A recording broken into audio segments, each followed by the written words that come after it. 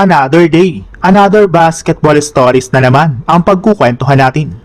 At ngayon nga ay pag-uusapan natin ang balitang mga bagong jersey na gagamitin ng Philadelphia 76ers sa darating na bagong season ng NBA at ang balitang bagong point guard na makukuha na ng Golden State Warriors ngayong offseason. Panibagong season at panibagong pagkakataon na naman nga po para makita ng mga fans ang Philadelphia 76ers na suot ang kanilang jersey sa NBA.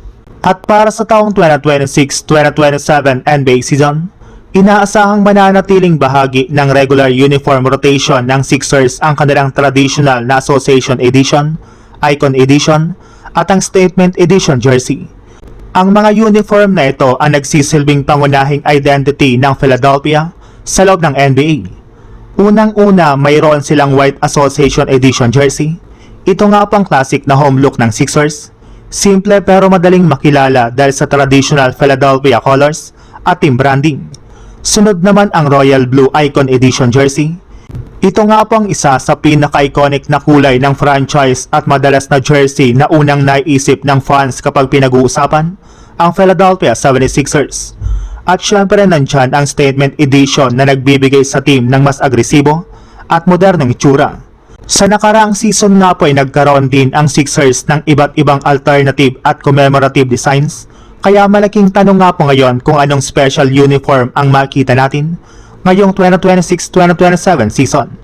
Ang kaso lang may isang hindi inaasahang balita ang inilabas ngayong araw, matapos kumpirmahin na hindi nga po gagamitin ng 76ers ang kanilang throwback na black jersey mula sa era ni Allen Iverson, which is hindi kinatuwa ng kanilang mga fans. Sa ibang balita naman, kahit man nga po nananahimik pa rin ang Warriors ngayong offseason, ay may ilang mga pangalan pa rin nga pong nakadikit sa kanila na pwede nga po nilang bigyan ng kontrata. At isa na nga po dito ay ang 24 anyos na scoring guard na si Cam Thomas na kilala bilang isa sa mga batang player sa NBA na kayang gumawa ng sariling opensa at magdala ng scoring load. Noong 2024 to 2025 NBA season ay nag-average nga po ito ng 24 points, 3.3 rebounds at 3.8 assist kada laro para sa Brooklyn Nets. Kung sakaling makuha nga po ng Warriors si Cam Thomas, malaking tulong ito sa kanilang offensive firepower. Isipin mo ang isang backcourt na pinangungunahan ni Stephen Curry kasama isang batting scorer tulad ni Cam Thomas. Ang pinakamalaking bentahe nga po ni Cam Thomas ay ang kanyang ability na lumikha ng tira para sa sarili. Kaya niyang umatake mula sa dribble, gumawa ng mid-range shots, at mag-init mula sa 3-point line. Sa isang Warriors team nga po na nangangailangan ng dagdag na scoring option, maaaring maging mahalaga ang kanyang role.